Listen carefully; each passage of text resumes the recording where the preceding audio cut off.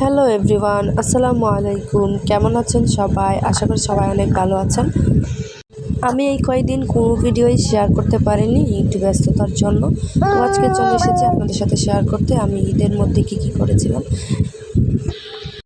আমাদের ঈদের তেমন কোনো প্ল্যানই ছিল না, এখানে আমরা ঈদের আগের দিন যা যা কাজকর্ম করেছি সেগুলাই শেয়ার করছি আপনাদের সাথে। ঈদের আগের দিন সব পেঁয়াজ আদা রসুন কেটে রাখা হচ্ছিল।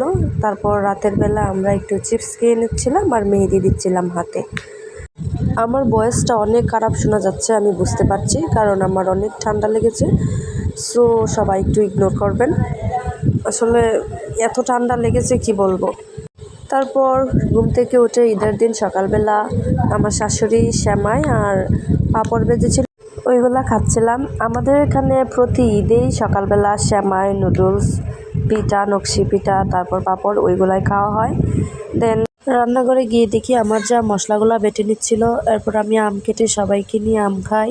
তারপর আমাদের ঈদের প্রথম মাংস চলে আসে, তারপর মাংস কাটাকাটি করে নেওয়া হয় রান্না করার জন্য। পর রান্না আমার শাশুড়ি করেছে, সব রান্না আমার শাশুড়ি। রান্না শেষ হলে আমার শাশুড়ি আম্মা আমাকে ডাকছিল খাওয়ার জন্য, তারপর আমরা খাওয়ার জন্য চলে যাই। খাওয়া শেষ করে আমাদের বিকালে আরেকটু কাজ করতে হয়, সেটা হচ্ছে গরুর পায়া। এটা হচ্ছে আমার চা, গরুর পায়া পরিষ্কার করছিল। নেহারি রান্না করবে আর হচ্ছে কী যেন হালিম রান্না করবে। তারপরে আমরা একটু বিকালে হাঁটছিলাম,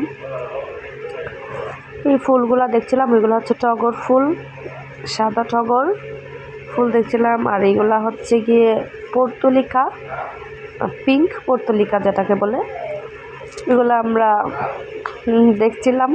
এখানে আমাদের এই গাছগুলা ছিল, তারপরে একটা গোলাপের গাছও ছিল, ওইটাতেও অনেক ফুল ধরেছে দেখতে পাচ্ছেন। ওইভাবে একটু হাঁটাহাঁটি করার পর শেষ আমাদের ঈদের দিন। তেমন কোনো প্ল্যান ছিল না আমাদের। কুরবানির ঈদের দিন তো বউদের কাজ করতে করতেই শেষ হয়ে যায় সারাদিন। তো আজ এই পর্যন্ত। সবার ঈদ কেমন কেটেছে অবশ্যই জানাবেন।